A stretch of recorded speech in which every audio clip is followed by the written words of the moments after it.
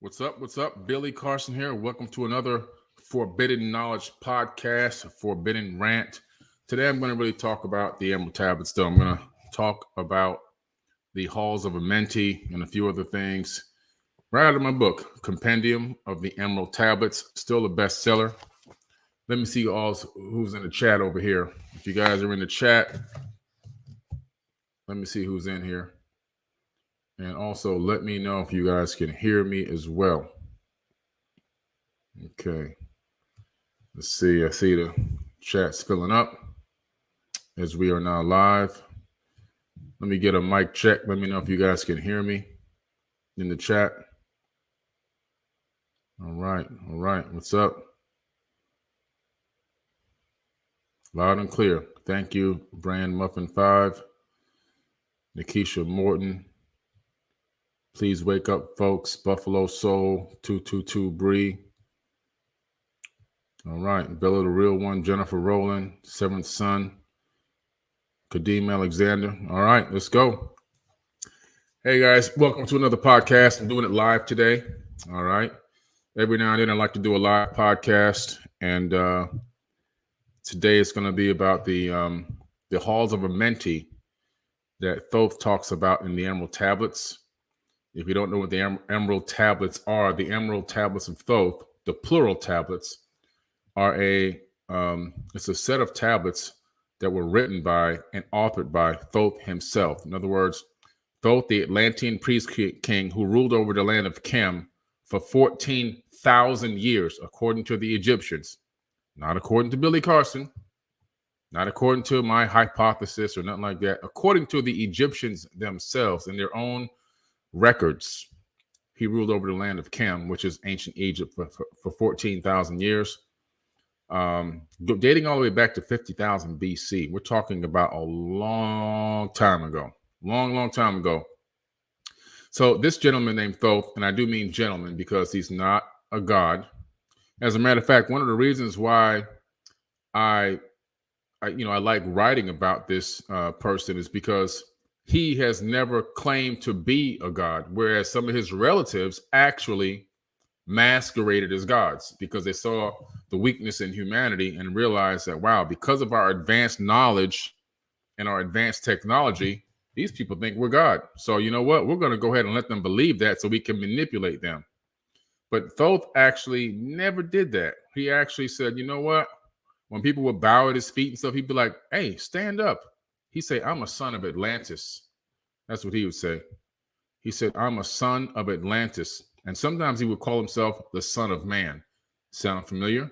The same thing Yeshua would say in the Bible, right? The Son of Man. Not the Son of God, the Son of Man. Pretty interesting. Pretty interesting stuff. So, it's pretty interesting that when you look into these Emerald Tablets and you start reading them, you find out how powerful the information is in these tablets and that they're talking about different levels of advanced technology that we just don't have today.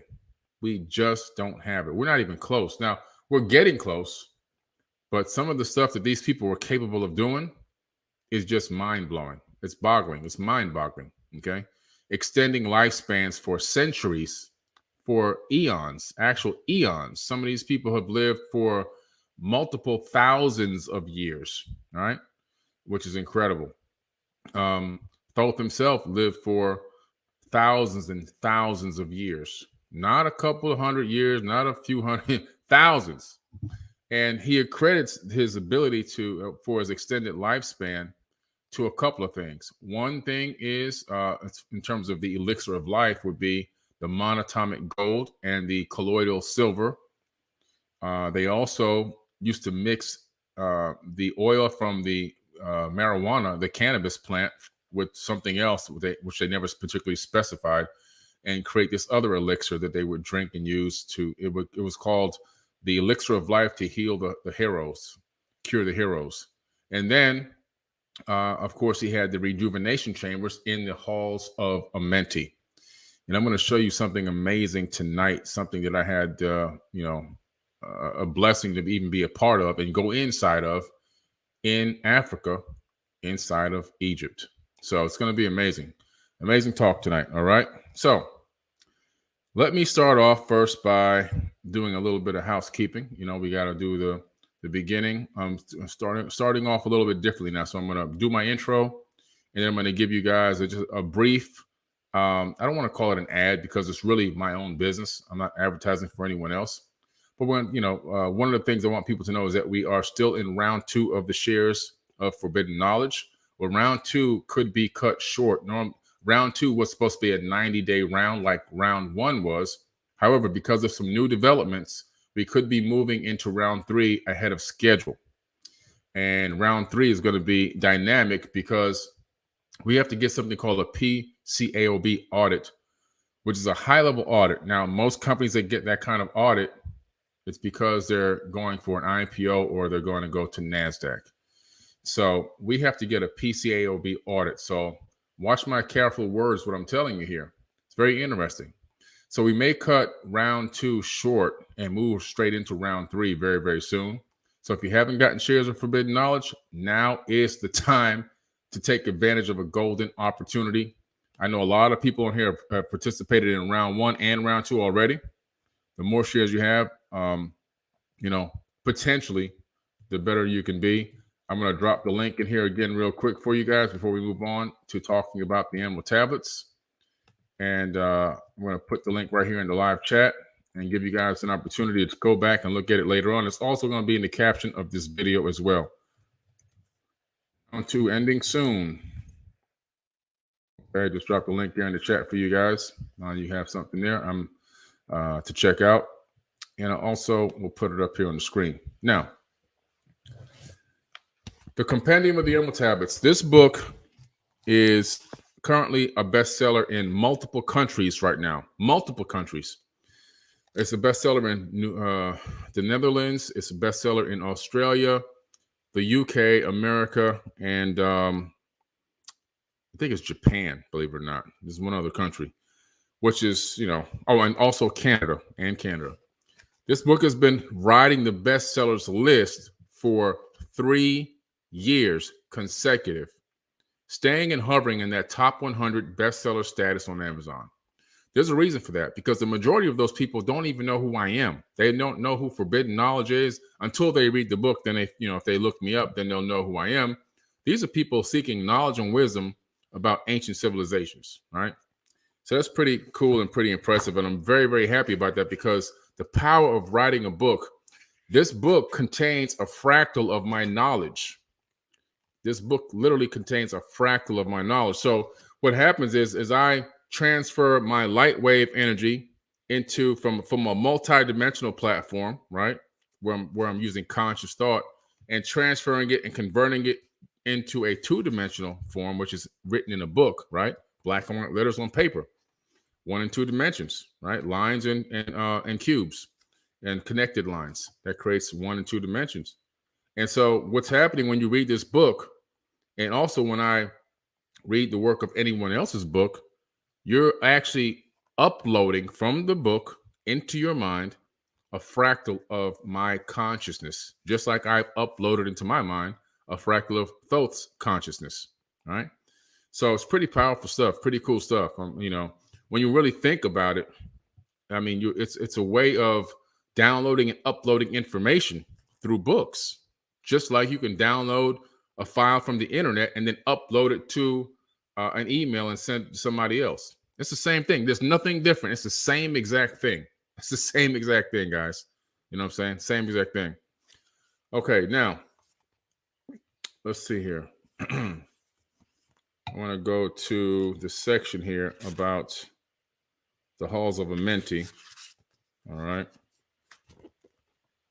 Emerald Tablet 2, the Halls of Amenti. Deep in Earth's heart lie the Halls of Amenti, far beneath the island of the sunken Atlantis. Halls of the dead and halls of the living, bathed in the fire of the infinite all. Far in a past time, lost in the space-time, the children of light look down on the world. Now, think about this for a minute. The children of light look down on the world. Let's look at this. Let's analyze this. The children of light. Now, they're referencing these Atlantean people. These Atlantean people are looking down on the world. Why are they looking down on the world? They're looking down from a higher perspective. Now, this could be esoteric by nature, meaning they're looking down on the level of consciousness of the people here. But why are they called the children of light? Okay, that's pretty interesting. The children of light look down on the world, seeing the men in their bondage, seeing us human beings in bondage. Mental bondage, bound by the force that came from beyond. Knew they that only by freedom from bondage could man ever rise from the earth to the sun. So they're talking about a couple things here. These Atlantean people that are looking down on mankind, realizing that we are scuffling around on our bellies. We haven't even learned how to crawl yet at this point, at the time that this was written. And living in this mental bondage, this consciousness bondage, because we aren't even aware of who we truly are and the power that we truly hold. And but what they're saying is that if they don't intervene in some way, shape, or form, we may never rise back to our true potential. All right, pretty interesting. Now, according to Thoth, only free-thinking individuals using their own conscious thought can be capable of rising to a higher level of consciousness.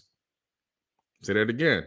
According to Thoth, only free-thinking individuals using their own conscious thoughts can be capable of rising to a higher level of consciousness. And what Thoth is saying is, in order for you guys to rise to the higher level, you got to change the way you think. You got to change the way you see the world. You got to change the way you see yourself. And only a free thinker breaking the bondage of the normalized mainstream thinking, for example, a person that sees outside of that and is able to see around and maneuver through that, only that person that can make its own mind up and its own decisions based on its own conscious thought and not download the programming code that's given to us by the teachers in the school, the mainstream media on TV, on the news, and everything else, right? The pastor at the church and all this other stuff, what your parents feed your brain 24/7, that they've been handed down from millennia to millennia. Only the person that can break through that and actually see it for what it is and think for themselves, ask questions for themselves, are the ones that can achieve a higher level of consciousness.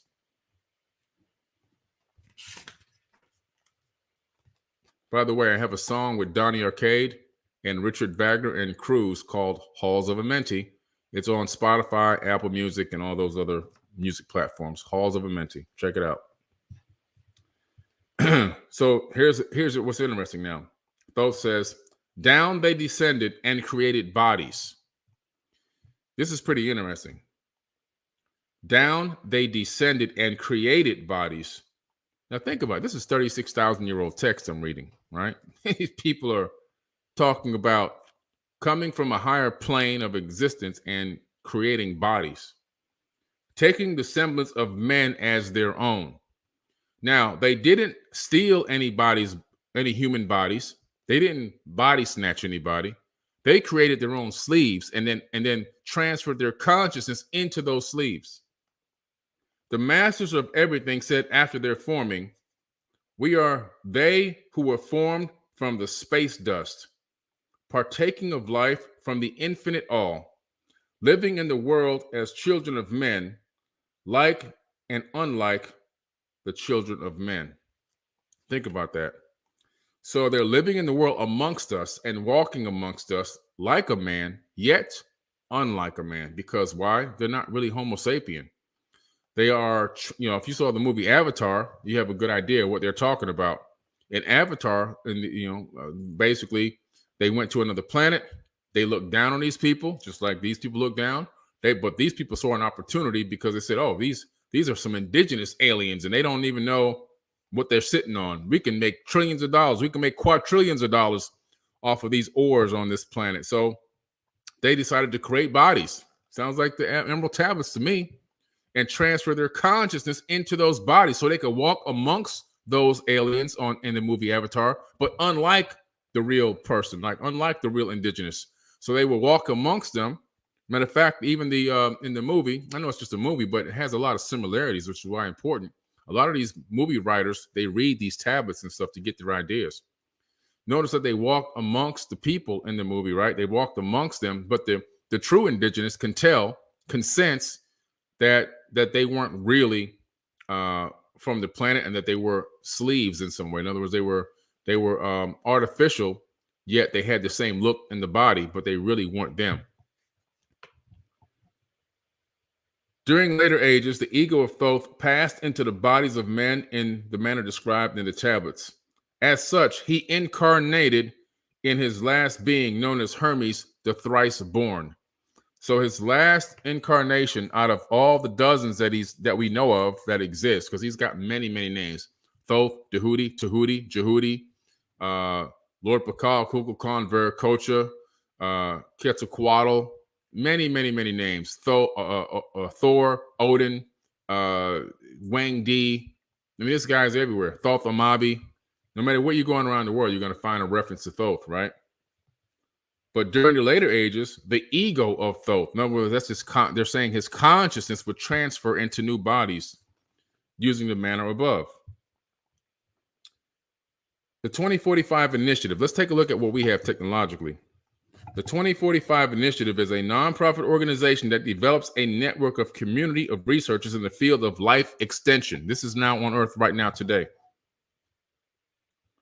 The main goal of the 2045 Initiative, as stated on its website, 2045.com, is to create technologies enabling the transfer of an individual's personality, ego, to a more advanced non-biological carrier,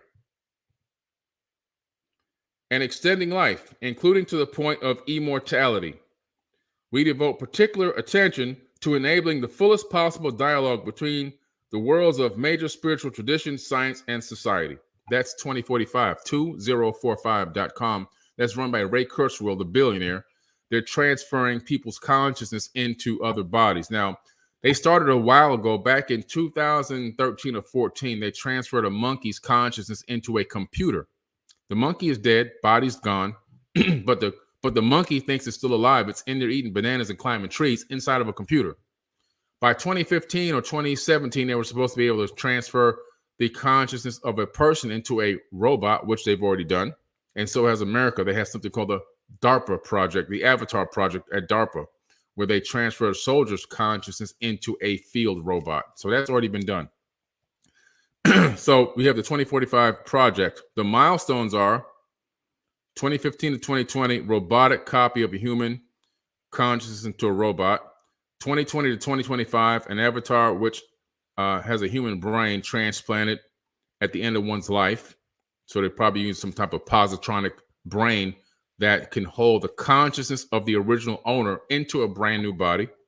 And by 2040 to 2045, a hologram-like avatar. They foresee by that point that they're just walking around in a hologram. They've perfected holograms almost to the point now where holograms can touch and pick up things, maneuver things. By 2045, holograms will be able to walk around and feel like real things, what we consider to be real. Why? Because we ourselves are even holograms. And so they've now perfected this technology, or they're on the way to perfecting it. They've got holograms now that can actually pick things up in laboratories today, that can pick things up, holograms, physical things that we consider to be physical objects, right? By 2045, what they're saying is they'll create a hologram, which is a lot easier than cloning your body. And then they'll just transfer your consciousness into a holographic body that you can walk around in and live for forever, right? Or until the planet blows up, whatever. Now, interesting stuff. This is all coming out of ancient text, guys. Think about that for a second. Ancient text. As evidenced by the information provided at 2045.com, it appears that we are following in the footsteps of the Atlanteans, who were seeking eternal life in the physical form. Take a look at some of the goals and initiatives being planned by the group of 2045. We just went over those, all right? Pretty crazy stuff. Incredible. According to the 2045 Initiative mission statement, the challenge for the immediate future is to prepare humanity for its greatest intellectual transition in history. Today, it is hard to imagine a future when bodies consisting of nanobots will become affordable and capable of taking any form. It is also hard to imagine full-body holograms featuring controlled matter. One thing is clear, however, humanity, for the first time in its history, will make a fully managed evolutionary transition and eventually become a new species. This is what they're working on, guys, in these laboratories. While we're out here trying to figure out how we're going to pay our bills and what we're going to eat for dinner, these people are working on this kind of stuff. This is what they're working on. You know why? Because they read these tablets. That's why. Darpa reveals the Avatar program, right? The Defense Advanced Research Projects Agency. That's what DARPA stands for. That's what the acronym stands for. The Defense Advanced Research Projects Agency is an agency of the United States Department of Defense responsible for development of emerging technologies for use by the military. According to Sebastian Anthony of Extreme Tech News, Avatar goal is to work on interfaces and algorithms to enable a soldier to effectively partner with a semi-autonomous bipedal machine, a robot, and allow it to act as the soldier's surrogate, just like in the movie Avatar. Nothing different. DARPA wants to develop the walking equivalent of an unarmed aerial vehicle, a bipedal robot drone, where the controlling soldier is hundreds or even thousands of miles away from the war front, sitting in an underground bunker, connected to a computer with a cap on, with sensors on his brain, sending a symbiotic link directly to that field robot, and then fighting a war without ever having leaving the bunker. That's what they're working on, guys. That's what they're working on. Where do they get this information from? They get it from the tablets. All these ideas come from Emerald tablets and other ancient tablets. They come up with no new ideas. They read these ancient books. When Hitler was out there making all that advanced technology, the Wonder Weapon and the Die Glock and the Hanabu craft, those anti-gravity craft that he created starting back in the 30s, he got all that information. Hitler sent his people scouring around the planet, looking at all the ancient sites and getting all the ancient tablets and texts he can get his hands on. That's how he learned a lot about what he developed in his military. It all came from ancient texts.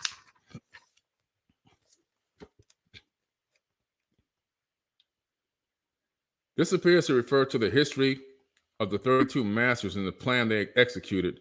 They left their base reality and entered into the holographic simulation we call our universe, then proceeded to transfer their consciousness into avatars and build a great deep underground base of operations.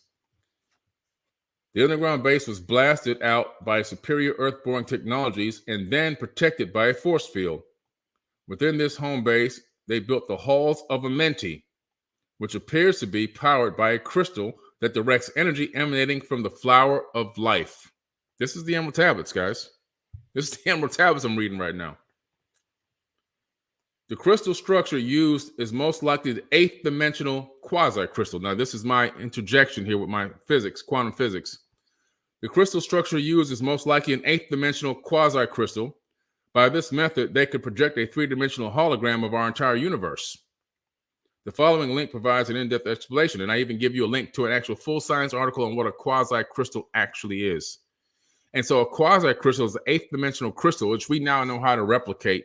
Even though we're in the 3rd dimension, we figured out how to replicate a 8th dimensional quasi-crystal. Now, the 8th dimensional quasi-crystal projects a shadow to a 4th dimensional cube, and that cube then projects a sphere. And that is the holographic universe that we're actually living in. We're living inside the shadow of an 8th dimensional quasi-crystal, a shadow of light, a light matrix, okay? A light matrix, which we know how to duplicate ourselves rudimentarily. A rudimentary version of it we can create now in the 3rd dimension. Look up 8th dimensional quasi-crystals or get my book. All my sources are in here. Pretty interesting. Emergence theory. Emergence theory is a quantum gravity unification theory that brings together quantum mechanics, general and special relativity. At the root of emergence theory is the idea that the whole of reality is made of information that must follow rules and be enacted upon by a user. According to the theory, information is defined as symbols that convey a meaning. Codes and languages are examples of symbols that convey meanings. These symbols and meanings must then follow the rules. For example, words must be arranged in a certain way to create communication. Lastly, a chooser or some form of consciousness must exist to interact with the information to choose how it is actually used. Speaking of language and codes, science has observed that reality is geometric at all scales, quasi-crystals. Additionally, some scientists hypothesize that all meaning in our physical reality is expressed through an entirely geometric language or code using symbolism, bringing the mathematics of quasi-crystals into it and more complete the picture, and it can be finally seen. Guys, you got to get the book, Compendium of the Emerald Tablets. Let's go back to what Thoth says. I'm getting a little too sciencey. Let me get back to what Thoth is talking about. Side by side, then, place other spaces. Fill them with life and fill them with light from above. Builded they then the Halls of Amenti. He's talking about the construction of this place where he would put his bodies to get them rejuvenated so he can have his life extension. We're talking about building a facility which we found underneath the Great Pyramid. The halls are there. It's all in the book, and the halls in the link to the sources. They found these halls underneath the Great Pyramid, extending out 1 mile underneath the sand. The halls are empty now. There's no technology there, but the halls are there. But we found another Halls of Amenti, which his dad owns. And whoever goes to Egypt with me in October, I'm going to take you to the Halls of Amenti owned by Enki. Okay? Incredible. Whoever's coming, I know there's a lot of people, probably some of you guys here on this live are coming to Egypt with me in October, and we're going to the Halls of Amenti. So, builded they then the Halls of Amenti, that they might dwell eternally there, living with life to eternity's end. 30 were the children of sons of light who had come among men, seeking to be free from the bondage of darkness, those who were bound by the force from beyond. Deep in the halls of life grew a flower. We're talking about the flower of life, which the flower of life is literally the face of God. Flaming, expanding, dividing backward in the night. Now, the flower of life, what they're talking about here, they're drawing source of energy directly from the flower of life. Now, what is this flower of life? Okay. The flower of life symbol, as we all know, is these intersecting circles, right? Let me see if I can put one on my screen for you guys real quick. Flower of life. We're going to school today. If you can keep up. Let me pull up a flower of life image, and then I'm going to break it down for you here. Let's see.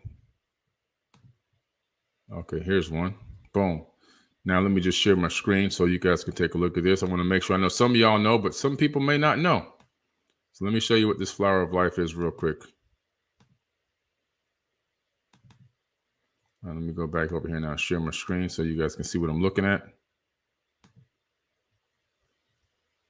Boom. Share screen.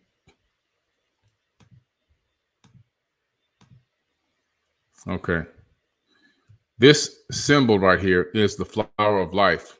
You may have seen me wearing a necklace that looks just like this. These intersecting circles they incorporate many geometric shapes and figures, and it also incorporates something called the vector equilibrium. Now, these intersecting circles are very, very important because you're talking about they incorporate the seed of life, the fruit of life, the tree of life. It's all incorporated within these circles. Now, if you were to take 64 small pyramids and put them inside this circle of flower of life pattern, you would stack them in a way that would fill up this entire circle, this entire sphere.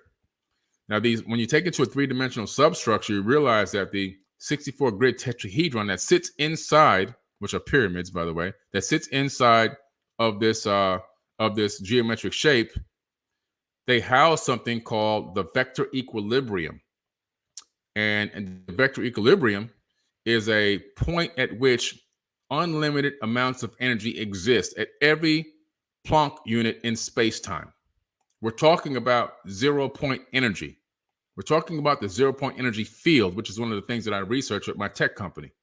And so what we found is that these people that wrote these tablets, Thoth in particular, he's talking about building a base that has a force field, and then he's talking about building the Halls of Amenti and his chamber, his rejuvenation chambers, and tapping in his energy source is the flower of life. 32 people helping him build this thing. Placing in the center a ray of great potence, life-giving in the center of the flower of life, which exists all around us. The flower of life is beyond microscopic, but it exists at every Planck unit in space-time. And in the center of each one is a 0-point energy field. Place in the center a ray of great potence. It's unlimited power. Unlimited. Life-giving, light-giving, filling with power to all who came near it. Place they around it thrones, 2 and 30 places for each of the children of light, placed so that they were bathed in the radiance, filled with the life from the eternal light. So I say, open your eye. These are the flower of life representations, which are encoded with the 64-grid tetrahedron parallax. However, these are actually two-dimensional representations of a three-dimensional structure. The structure is actually a shadow being laid down by the 8th-dimensional quasi-crystal. This shadow is what we call the entire universe, creating a matrix in which we all are fully immersed. Ancient civilizations left us this pattern to show us all over the planet. All right. Let me put current comment. So you see what we're talking about here? See these ancient cultures all showing the flower of life? Ancient cultures from all around the world. All around the world, guys. Because why? It's the secret to 0-point energy. It's the secret to not having to plug anything into the wall anymore. Cell phones, they shouldn't have to plug into anything. You literally just have your phone tap into the existing energetic field that already exists all around us. There's no need to plug in anything. These guys were tapping into that for energy sources. And then Thoth says, their time after, time placed their first created bodies.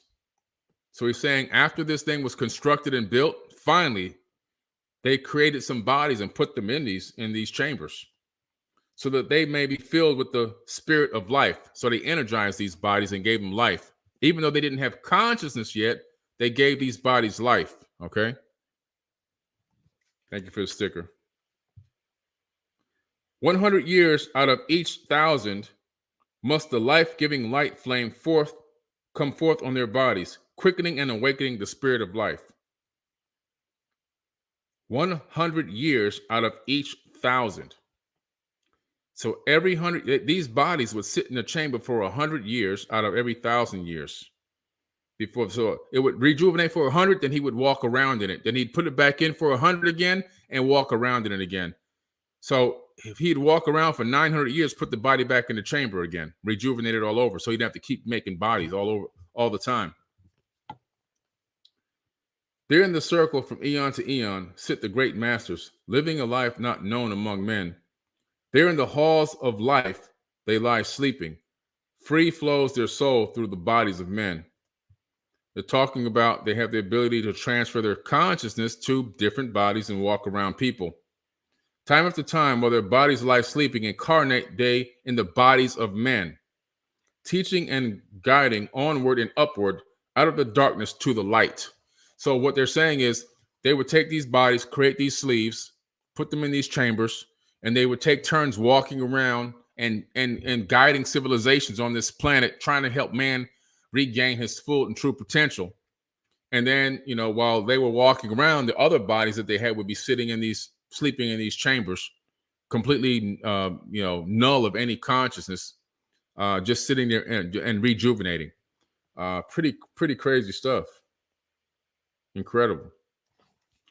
So I'm going to take a break here. I'm going to show you something. I'm going to show you part of Enki's Halls of Amenti. I'm going to show you a picture of me down in there.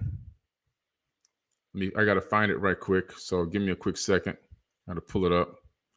And let's see here. Okay, kind of had it up. I was on Jimmy Church's show last night. I think I had it.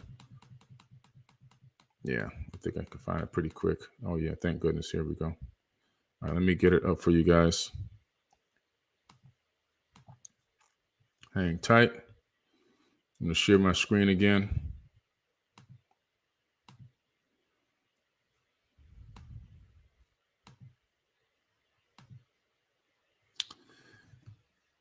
Whoever goes to Egypt with me this October, if you don't know about this Egypt trip, I'll drop the link. There's only a few seats left. I think we got about 5 seats left, and that's it. The whole trip is full. It's about 50 of us going. This is a 80-ton granite box sitting inside of a hall, inside the Halls of Amenti, Enki's Halls of Amenti. This area that I'm standing in is in an alcove of one hall, and this box that I'm standing next to, this gigantic quote-unquote sarcophagus, is not actually a sarcophagus at all. Now, what's interesting about it is a few things. First of all, there's 12 Stargates etched into this black granite box. 12. 3 on each side, on the smaller side, and what is it? It's actually more than 12, 16 actually, because you have the ones on this side, you have the ones on that side, and you have the ones in the front and the back. So actually 16 Stargates. These squares, these rectangles, they're actually Stargates. This is what the hieroglyphs are talking about. These are gates for transferring to other places. It's the only one there that has these Stargates on it. Now, what's interesting is, you see where my hand is? My hand is literally sitting on top of warped granite. You cannot warp granite. You can't warp granite, okay? Not with any conventional means. You can't hit it with a hammer or throw a rock at it and bend and make it warp and bend like it was water, like it was wet. When you go there, whoever goes with me, you will go down into this. We'll get you to climb over if you have the capability to move to climb like that, and get you in back of this, because I'm actually in the back of the hall, this little alcove.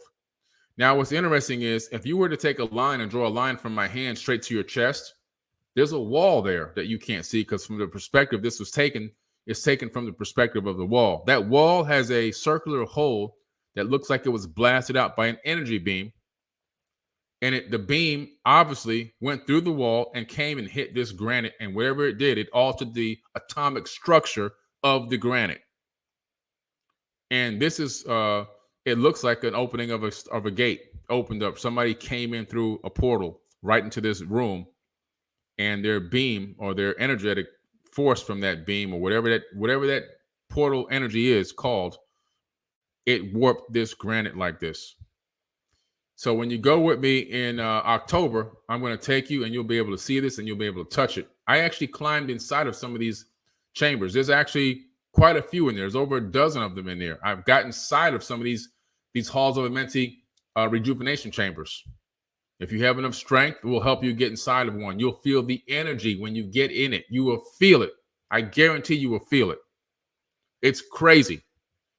So this is Enki's Halls of Amenti. Who's Enki? He's the father of Thoth.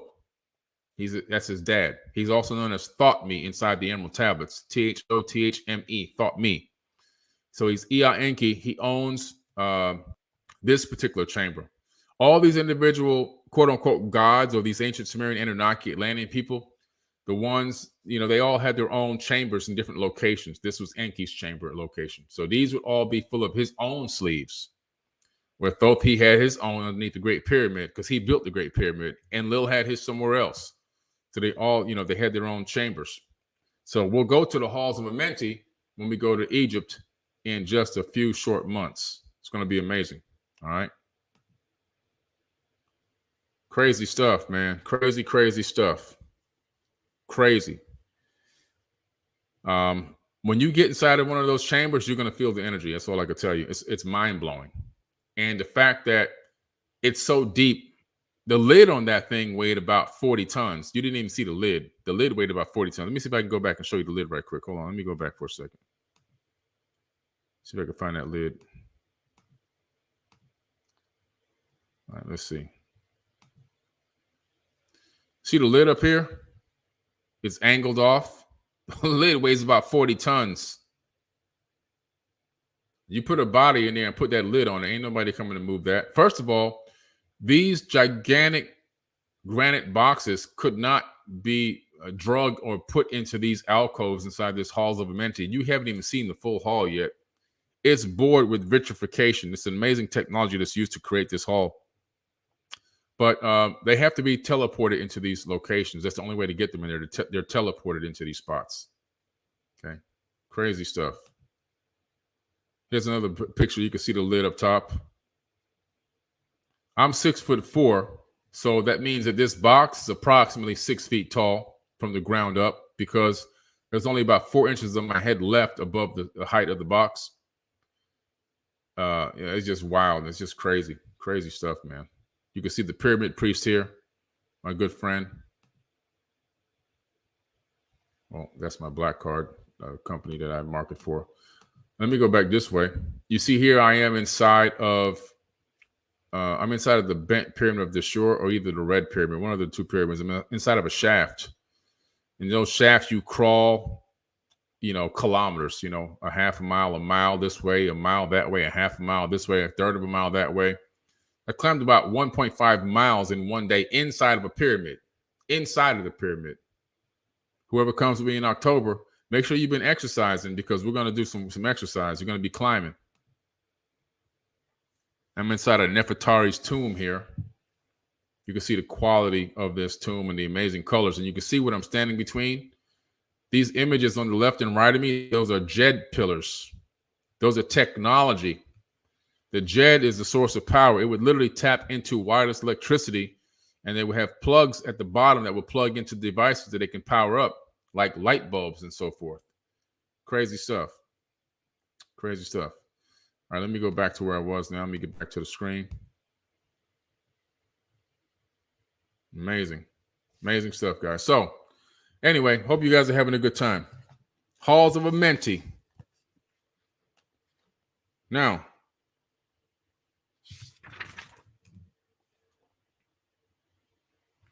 let me go off for one more thing here. Let me go wrap this thing up.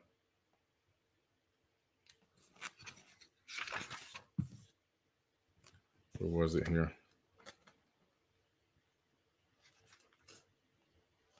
Okay, hold on. Oh, that's a good one for a second talk. It goes into cymatic frequencies.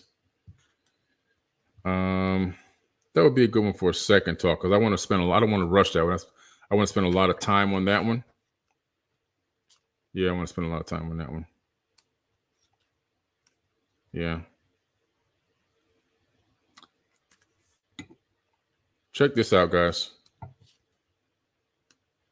want to read this to you.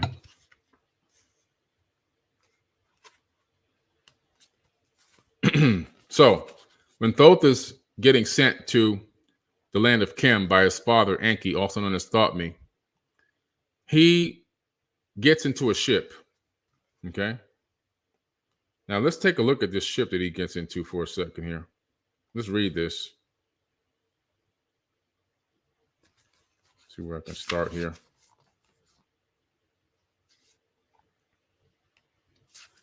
Pretty crazy stuff.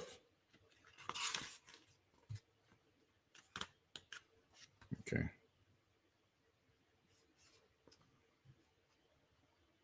Okay, here we go. So here's his dad talking to him now, right? So Enki's talking to Thoth, and he's telling him that there's been a catastrophe on Earth, that you need to go back to Earth, and you need to help bring them back to a high level of civilization, right? So he says, take them by the arts ye have learned far across the waters until you reach the land of the hairy barbarians, dwelling in the caves of the desert. Follow there the plan that ye know of. Gathered I then, now Thoth is speaking, gathered I then my people. So he's going in a ship with people, his crew. Gathered I then my people and entered the great ship of the master. He entered what he's saying, the great, remember the way that they're speaking, they speak like Yoda, or I should say Yoda speaks like them because George Lucas copied the dialect from these tablets. But what he's saying is we got into a mothership. In our modern terms, we would say a mothership. Gathered I them, my people, and entered the great ship of the master. Upward we rose into the morning. Upward we rose. He said, upward we rose. He didn't say we got into a ship and sailed out. Upward, we went up. A ship that goes up is a flying ship. Dark beneath us lay the temple. So beneath them, they could see a temple. That's a temple that they took off from. Suddenly over it rose the waters, vanished from the earth. They got so far, they went into the atmosphere. They call that the waters, to separate the waters. That's the atmosphere. And then they vanished from the earth. In other words, they went into space. Until the time appointed was the great temple. In other words, they finally reached their destination at an appointed time. Fast we fled toward the sun of the morning until beneath us lay the land of the children of Khem. Beneath them lay the land of the children of Khem. In other words, they were flying in a ship that left and went into space, found their target, came back down until they found the location that they were going to have their mission, and it was beneath them. It wasn't, hey, look, ashore. No, it was something below them, which means they were descending down on people in that ship. When they landed, Thoth says, raging they came with cudgels and spears, lifted in anger, seeking to slay and utterly destroy the sons of Atlantis. These people were going to attack them. These people were scared. Like, what is this thing landing in our, where we live, on our property? We got to attack this thing. We don't know what this is. Then I raised my staff, Thoth says, and directed a ray of vibration, striking them still in their tracks as fragments of stone of the mountain. He hit them with a stun gun, and it froze them. It stopped them from attacking. Thoth provides us evidence of a weapon unknown. Thoth provides us with a weapon of unknown technology. Is it a ray gun or some type of a stun gun weapon that uses sonic vibration? Let's take a look and see. The U.S. military has one. It's called the active denial system. Let's see what they do with it. The active denial system is a needed, the active denial system ADS is needed in light of the fact that non-lethal and counter workforce systems are needed. Much more than the present day lethal weapons are no good. So the active denial system delivers the effects of a non-lethal weapon that has a similar impact on every single human target. So the active denial system, this is from military.gov, what it happens is if there's a crowd of people coming to attack, this beam can be sent from that array and will strike that crowd, that those attacking people, and they have several modes of frequencies. One frequency will make you feel like you want to vomit. One frequency will stop you in your tracks and make you feel like you're in pain.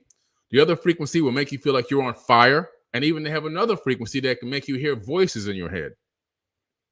All from an invisible beam coming from this device right here on top of this truck. Sounds very similar to what Thoth did when he says, I raised my staff and directed a ray of vibration, striking them still in their tracks as fragments of stone in the mountain. So we have more evidence of advanced technology being used 36,000 years ago. He says, then I spoke to them in words calm and peaceful, telling them of the might of Atlantis, saying we were children of the sun and its messengers. He never said he was God. He never, not once, said he was God. This is why I respect this guy, because some of his relatives did. He didn't. Thoth never said that they were gods. He always referenced himself as the son of man or the son of Atlantis. And Thoth said, cowed I them by my display of magic science. What he's saying is, I had them people tripping. I showed them my little doodads. I showed them my little watch. I showed them my cell phone and my little gear, my little technology stuff, and they were like, "Whoa, this guy's a god."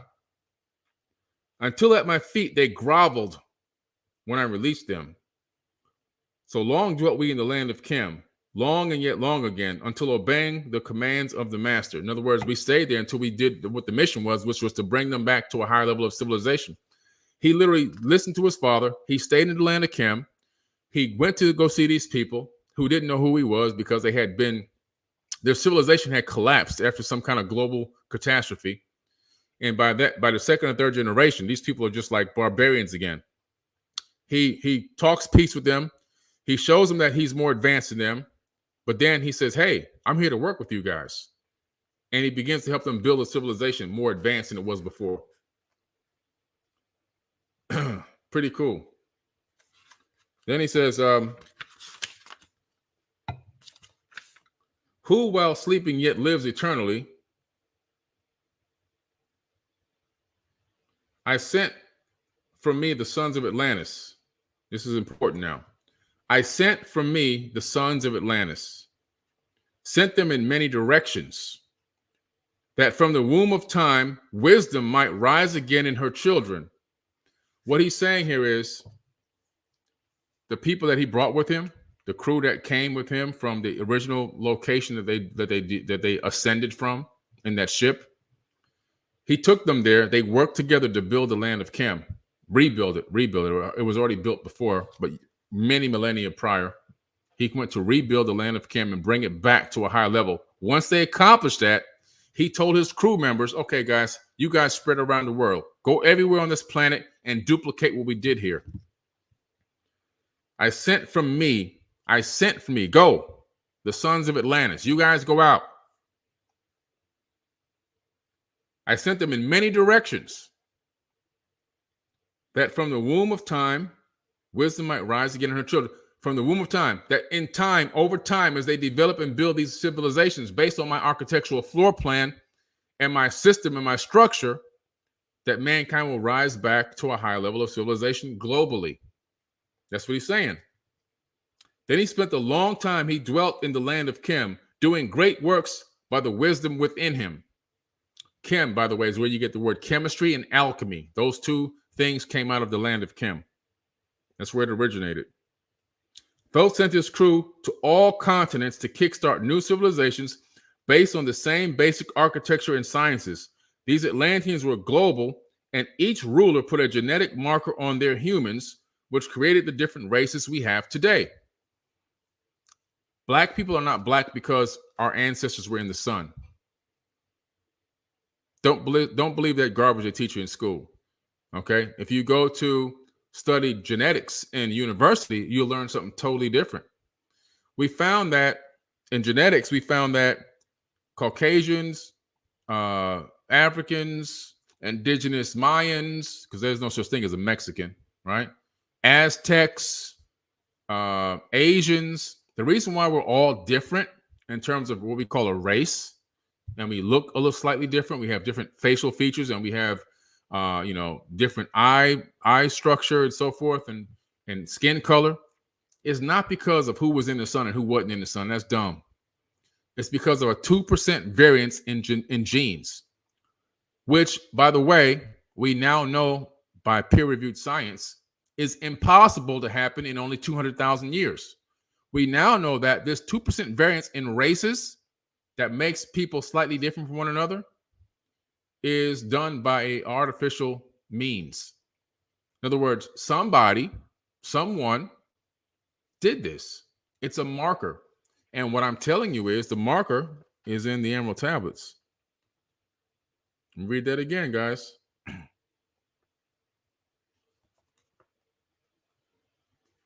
Where was I? Thoth sent his crew to all continents to kickstart new civilizations based on the same basic architecture and sciences. These Atlanteans were global, and each ruler put a genetic marker on their humans. In other words, Thoth sent me over here to rule over the Mesoamerica area. So I'm gonna put on these Mayans. These are my people now, and because I look like this, because the people that Thoth left with all were from different planets. They all look different, every single one of them. So he said, you know what? These are my people, so I'm going to make them look like me. Boom. I'm going to tinker with their genetics. Now they all have my skin tone. They all have my basic looks. And so now when people, my other, from all around, these are my people. Don't mess with my people. These are my people. And all around the planet, they did this. Okay? They put genetic markers on people. It's like branding a cow. Another Bible verse, apparently copied from a much older text, seems to resonate with the words of Thoth in Ephesians 2:10. For we are God's handiwork, created in Christ Jesus to do good works, which God prepared for in advance for us to do. Very, very similar statement there in what they had been given, the workload that they had been given to do by Thoth and his father Enki. Upward grew into the light of knowledge the children of Khem. So now what he's saying here is these people in the land of Khem, by the way, the original people and inhabitants of the land of Khem after this great flood, when Thoth returned to re-kickstart civilization, these were the Dogons. These were the Dogon tribe. The Dogon tribe were the original post-diluvial rulers of the land of Khem before they moved out to Mali, Africa. Well, they didn't want to move to Mali, Africa. They were overthrown at some point. That's a whole other story. But up grew into the light the knowledge of the children of Khem, watered by the rains of my wisdom, in other words, based on my teachings, blasted I them a path to Amenti, so that I might retain my powers. Once I got these people set up and working right and understanding what to do, man, I went back to the Hall of Amenti so I could change out my body because my body was getting worn down. Time to get a brand new sleeve. That's what he's saying. Living from age to age, a son of Atlantis, keeping the wisdom, preserving the records, great grew the sons of Khem, conquering the people around them, growing slowly upwards in soul force. Okay?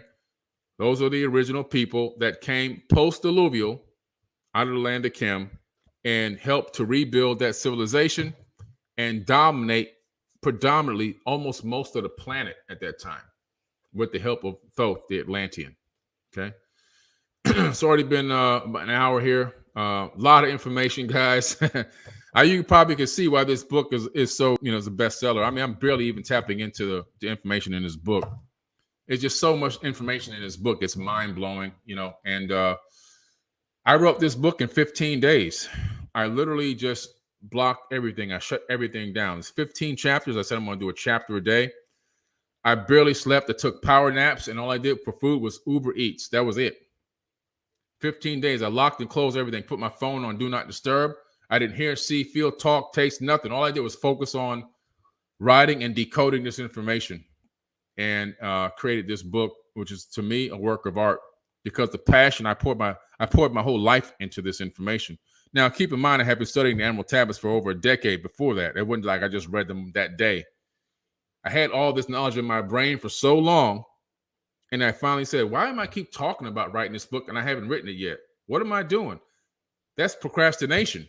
So I said, I see what's happening. This is a test. Okay, I'm shutting down everything off. I got to go to work. And I went to work. Guys. So I'm telling you, Compendium of the Emerald Tablets. I'll drop a link to it here for you guys. Those of you who don't know, who don't know where to get it. I saw somebody earlier ask about an autographed copy. I don't know who that was because I saw it just from the corner of my eye as I was reading.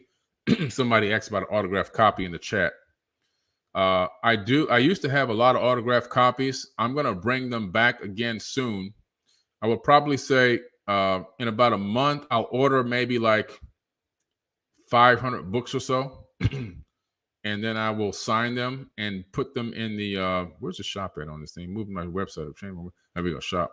I'll put them in the Forbidden Knowledge store as signed copies. In other words, some will be unsigned, some will be signed. And so because I have to sign them, it means I have to ship them twice. So the price has to be a little bit more because I have to ship them to where I can sign them, and then I have to ship them back to the warehouse so they can be shipped to you. That's double the shipping cost to have a signed book, but a lot of people like to sign books, so I don't mind doing it. I'll probably sign a couple of hundred of them. I'm going to drop the link to the book right now into this live chat for you guys. Emeralds.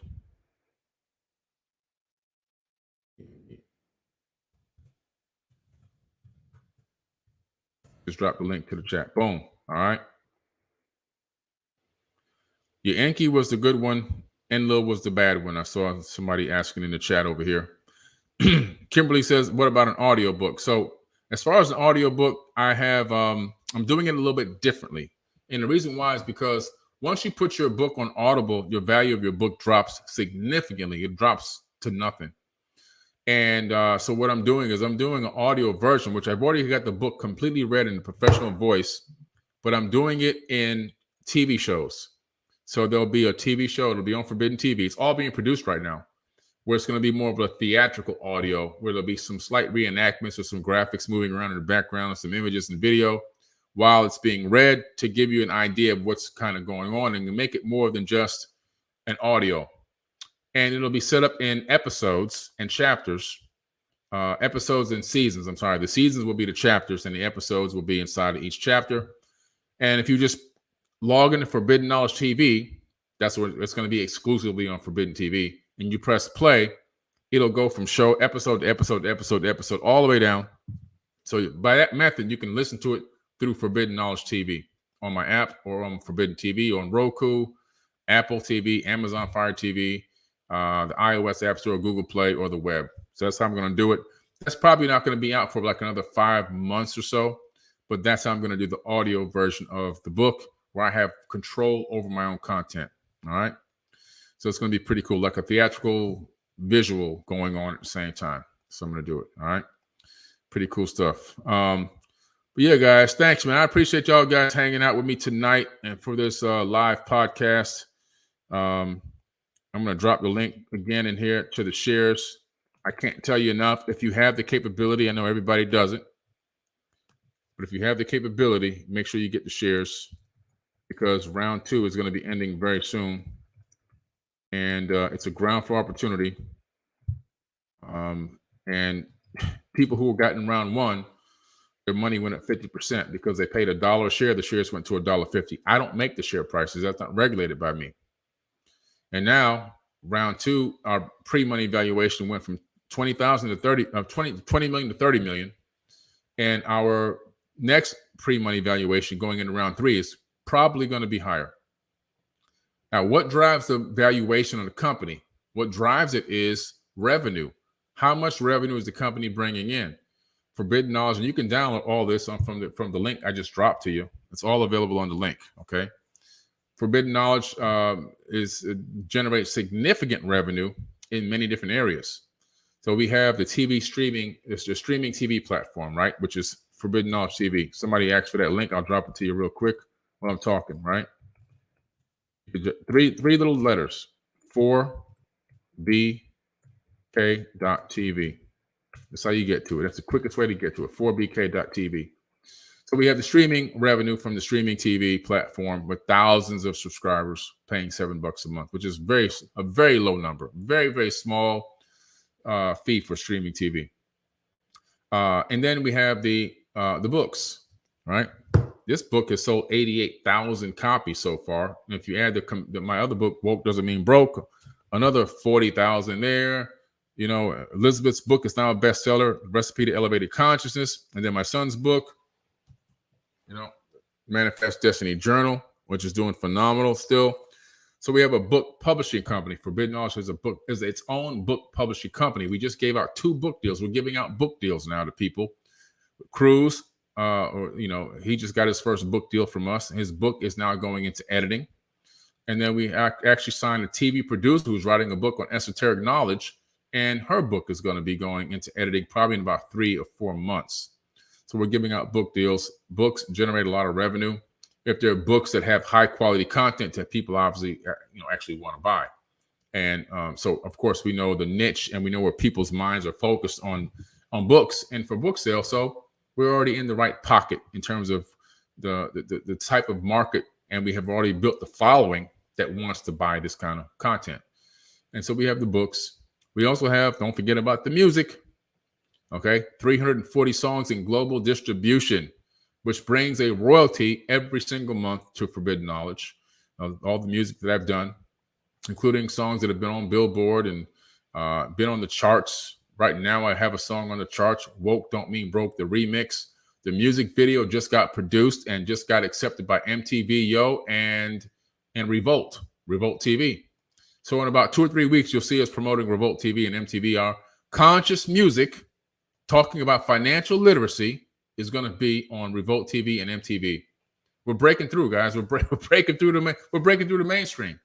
They can't stop us. They can't stop us. We're breaking through the mainstream. And yet, set generates residuals. I have TV. I have music license to TV shows, music license to TV commercials, music license to department stores. And sometimes I make more money than rappers because I without having to go to nightclubs and party and do drugs. I just sit in my house and produce tracks and make sure it's stuff that can be played in everywhere. Simple, not too hard. And so I'm pretty excited about that. So we have the music. We also have our own social media app, Unite the 99, which is a private social media app owned by us, owned by Forbidden Knowledge. And in that app, there's a dating club called Date Conscious. It's only $4 a month, and it's filling up fast. People are starting to talk and interact really great in there. We're looking at building that to 1 million to 2 million people inside that dating club on our private app, Unite the 99, available in your app store, which is a free app download. And then the dating club, whoever wants to join the premium club for conscious dating somebody who's on the same frequency as you, so that generates revenue as well for Forbidden Knowledge TV. And then we used to have all the events. So what I've done is I converted the events and put the events into the streaming platform. So all the events are free now. You just have to be a subscriber. But that drives more subscriptions, you see? And then my public speaking, which drives revenue, and that goes to Forbidden Knowledge directly again. And also my TV appearances also go towards Forbidden Knowledge. And so it's a multifaceted company with legs and arms all over the place. Now we have the NFTs and the crypto. There's just a lot. And so all this is synergistically feeding Forbidden Knowledge and just making it grow and grow and grow. And ultimately what we're going to be doing is going on NASDAQ and getting a ticker symbol and going public, taking the company public, so that the people who have shares, we're taking you guys on a ride with us all the way to the top. Something that a lot of companies will never do, give you an opportunity to get in the beginning and ride to the top. All right. So that's what it's all about, guys. So if you can get the shares, get your shares. It's going to be phenomenal. This is going to be an incredible, incredible year. This is going to be probably one of the best years in Forbidden Knowledge. We have the Black Knight satellite documentary coming out June 5th, airing in some theaters.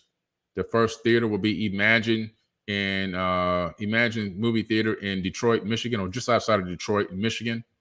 You can get that ticket on Eventbrite. It'll be a red carpet event. I'll be dressed in black tie.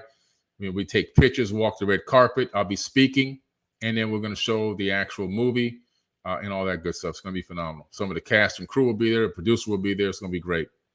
And we'll be doing a little mini city tour with that. After we get done with that, it will air exclusively on Forbidden Knowledge TV, where it's going to do phenomenal. And another revenue source is we just signed our first deal with Netflix.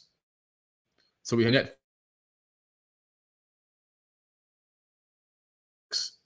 And it's in post editing right now, being wrapped up. And when it comes on, you're going to see the Forbidden Knowledge intro, a new one, a nicer one that we have now. I mean, we keep getting better and better and better, but you'll see the Forbidden Knowledge intro, and you'll see my name on that Netflix documentary. So pretty cool stuff. So we're moving on up in the world, getting a lot of things done, working on producing 2 high-end movies a year and 10 to 12 brand new TV series every single year.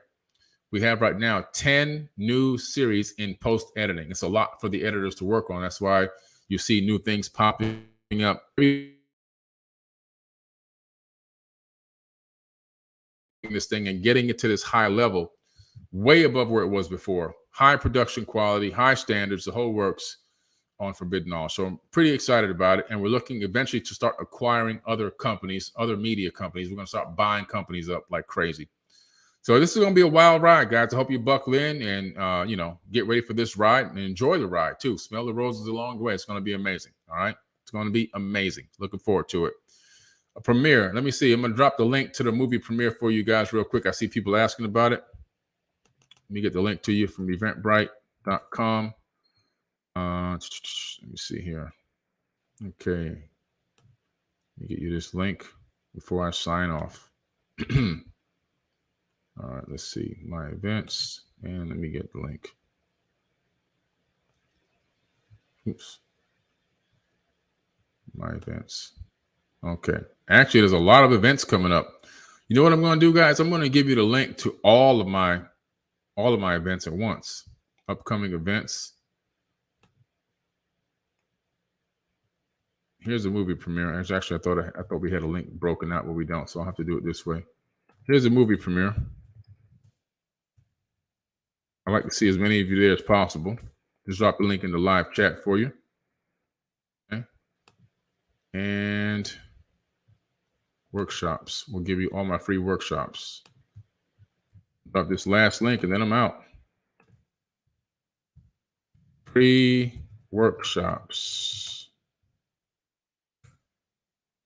I think I have 8 more free workshops this year. If you can take advantage of them, you don't have to even travel anywhere. Just turn your TV on. Turn on your computer, your laptop, your tablet, your computer. Just log right in. Forbidden TV. Okay, sign up for those free workshops. All right. All right. And they're all on Forbidden TV. I have another one coming up here very, very soon. Juneteenth, I'm doing a free workshop on inventions by the top 20 inventions by Black people. Really super unique inventions that hardly anybody knows about. I'm going to be covering those on Juneteenth. If you don't know what Juneteenth is, that's the day that Blacks, actually got their freedom long after the Independence Day thing, which has nothing to do with us at all. So I'm doing something special on Juneteenth, but there's many more. I have a cryptocurrency masterclass. I have spirituality versus religion workshop. There's just a whole list of workshops in there. Just check them all out. Sign them up. They're all free. It doesn't cost you any money. All right. And thanks again, guys, for joining me on another great night. I really appreciate y'all so much. It's been a long journey, but man, we're getting there little by little, just little by little. We're just taking that show and we're getting there. We're taking forbidden knowledge and making it mainstream knowledge. This is what people are going to be talking about. People are getting tired of looking at TV and getting all the fear mongering, all the hate, all the divide and conquer garbage, all the politics, all the religion garbage, all that junk. They're tired of it. They're just frustrated. They're tired. They did a scientific study. I'm going to say this before I go. On people. But what they did was they put them in front of a regular TV, right? Regular TV shows, and connected the little cap, the little electrode to a computer. And also they put this other sensor on their skin to detect the emission of cortisol. They found that by watching the news and these other shows, it was spiking cortisol and making their nervous system go erratic. Just watching regular TV. We want to change that. We want to have people feel good when they get done watching a series or a show on our network. We want people to walk away feeling fulfilled and happy and empowered and enlightened, not disheveled and downtrodden and fearful and hurt and PTSD. See, it's the opposite. That's why I know what I have is golden. What I have is golden because we can actually cure and heal people and make people feel whole, and we can have a living at the same exact time. There's no other better way to live on this planet. All right. So anyway, I appreciate you guys. Love you. All right. And I will catch you guys later. Peace.